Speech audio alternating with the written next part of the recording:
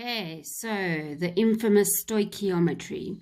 Now, don't get frightened by the word. All right, stoichiometry is using calculations in chemistry to calculate reactants and products in a chemical reaction. Okay, and it's really basic.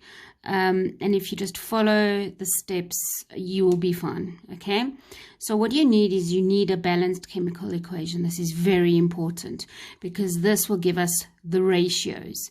Okay, and obviously you need the moles. Now, when we work these things out, we are going to use the ratios of the moles of a balanced chemical reaction. So let's take a look at this reaction. So this is nitrogen plus hydrogen gives you ammonia, NH3. Now, when you balance it, it becomes a 1. You know, you don't have to put the 1 there, but you can if you want to. A 3 and a 2. So that's the ratio in which they react and produce. So for every 1 mole of nitrogen, it reacts with 3 moles of hydrogen and will then produce 2 moles of ammonia. So the original mole ratio here is 1 to 3 to 2. Okay, so it's very important that you see this. I'm actually going to just highlight this. So sorry, my pen is smudging, but it's fine. Okay, so original ratio of given. Okay, so these would be your original ratios. Okay, and so let's just take a look here. So these are my original ratios, 1, 3, 2, and I got them from a balanced chemical reaction. 1 nitrogen plus 3 hydrogens to give us 2 ammonias. Okay, now let's say, for example, I didn't have 1 mole. I reacted 3 moles of nitrogen. So this gets a bit more complicated because now we still need the ratio to be a 1 to 3 ratio, but this time we have 3. Now, obviously, you can see where this is going because to get from 1 to 3, you times by 3. So you have to times by 3 to get to the next one. So you should see that this one will then give you 9. And to get to 2, you times by 2. So it's 3 times 2, which gives you 6. So can you see that these are still in that same ratio, except they're not obviously in the simplest ratio, but it's still in a 1 to 3 to 2 ratio. Okay, and that means that I know that if I had 3 moles of nitrogen, it would have to react with 9 moles of hydrogen to give me 6 moles of ammonia.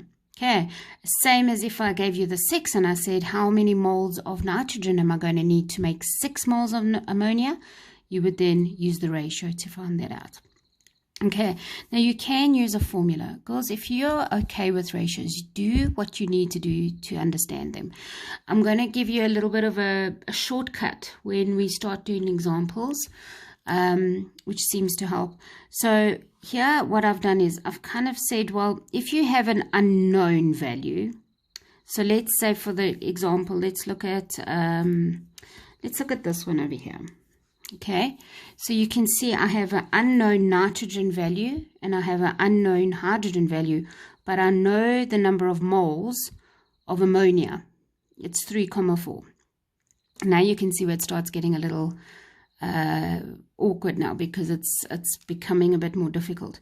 So let's put your unknown at the top. So I don't know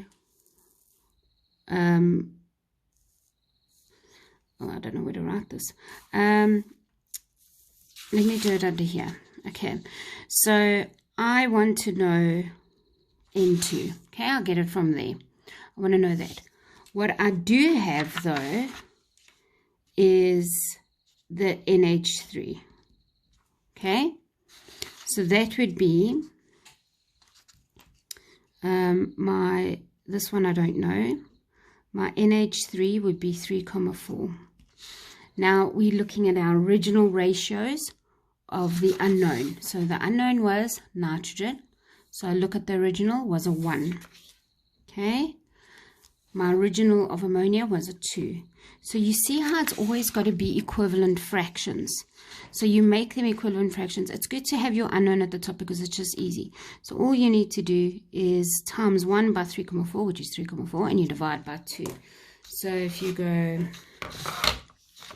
3.4 divided by 2, and you get 1,7. I should have realized that. So x is equal to 1,7. So the amount of nitrogen that needs to react in order to make 3,4 moles is 1,7 because it's a 1:2 ratio. Okay, if you understand ratios in another way, I'm very happy. Really, I am.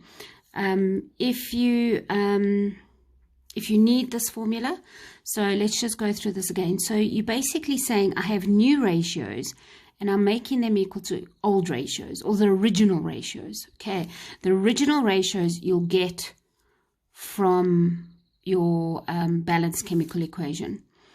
You've got the unknown, the one you're looking for, and the one you've been given. Okay, so this is the one you've been given, this is the one you've been given, this is the one you've been given. All of those that are typed in, those are the ones you've been given. And the unknowns are the ones that you're looking for, the blank ones. Okay, so unknown over the given, original of the unknown. So for example, the nitrogen, I knew the original was 1 for nitrogen, and then the original of the given. This was given, so it's the original ratio. Okay, so you are just trying to make fractions equal to each other. You're making equivalent fractions. Now this is important. Only use moles to compare ratios. You can do molecules, and if there are atoms involved, or you can use volume if it is at a constant temperature and pressure. It doesn't have to be at STP, but as long as there's a constant temperature and pressure and there are all gases involved. So your reactants and products, and actually this one is all gases over here. So technically these could be volumes. Okay, so these could be moles and volumes. This one we know is not, because aluminium is a metal and this is a gas, and that's a powder. So we know that this is not, we can't use volumes to compare. So this one would have to be moles. So you can see this one will require some balancing.